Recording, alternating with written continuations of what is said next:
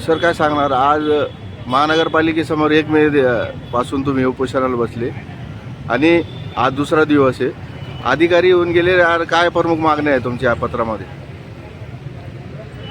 हे बघा, महानगरपालिका छत्रपती संभाजीनगर येथे आम्ही दिनांक 1 मे 2026 पासून आहे, आज दुसरा दिवस आहे. आतापर्यंत महानगरपालिकेचे कुठलेही अधिकारी आमच्याकडे आलेले नाही.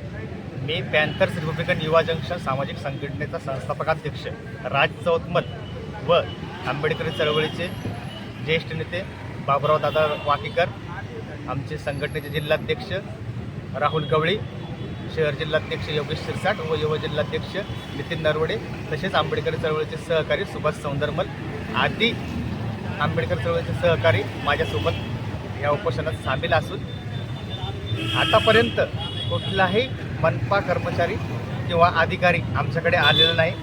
आमची काय मागणी आहे त्याबद्दल विचारपूस केलेली नाही.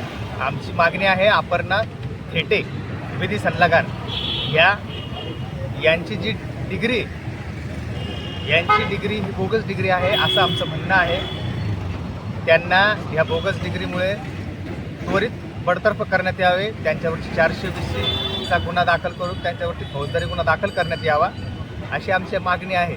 त्या व्यतिरिक्त यांची जी डिग्री आहे ही LLB पास ह्या 2001ला झालेल्या असून तर महाराष्ट्र बार काउन्सिल गोवा आणि बार काउन्सिलची जी नोंदणी आहे, व्यावसायिक वकिलीची जी नोंदणी आहे ही 2000मध्येच रजिस्टर्ड नोंदणी झालेली आणि यांची डिग्री पासआउट या 2000ला झालेली आहे. यामध्ये विसंगती कशी काय?